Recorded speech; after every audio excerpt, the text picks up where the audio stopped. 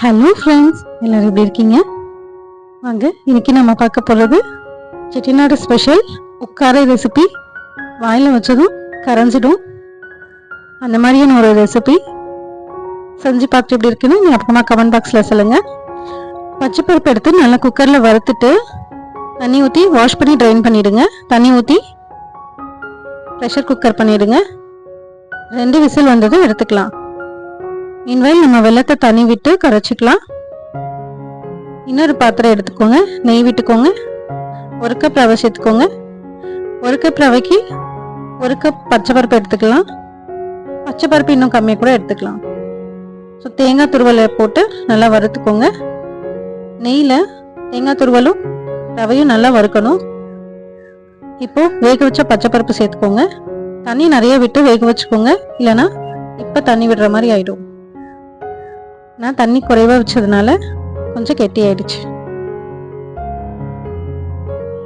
So தண்ணி விட்டு நல்லா ஸ்மாஷ் பண்ணி கலந்து விட்டுக்கோங்க. பச்சைப்பருப்பு இதோட நல்லா ஸ்மாஷ் ஆகி மிங்கிள் ஆகணும். இப்போ நம்ம கரைச்சி வச்சிருக்க வெள்ளத்தை இதில் சேர்த்துருங்க.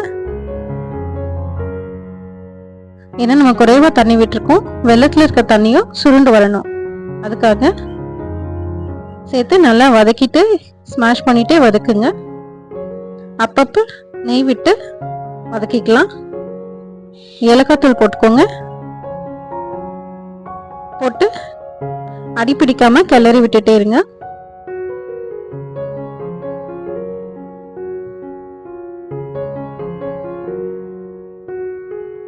அப்பப்போ நெய் விட்டு நல்லா மிக்ஸ் பண்ணிட்டே வாங்க. கொஞ்சம் தாராளமாக நெய் சேர்த்திங்கன்னா ரெசிபி அட்டகாசமாக இருக்கும். முடிஞ்சிட்டு நல்லா குக் ஆனதுக்கப்புறம் நெய் விட்டு முந்திரி போட்டு நல்லா தாளித்து நம்ம சேர்த்து நல்லா கிளறி சர்வ் பண்ணிடலாம். இன்றைக்கி என்னோடய பர்த்டேன்றதுனால இது பர்த்டே ஸ்பெஷல். ஸோ நல்லா மிக்ஸ் பண்ணிவிட்டு சர்வ் பண்ணிவிடுங்க. தேங்க்ஸ் ஃபார் வாட்சிங். ஞாபகமாக எப்படி இருக்குன்னு கமெண்ட் பாக்ஸில் சொல்லிடுங்க.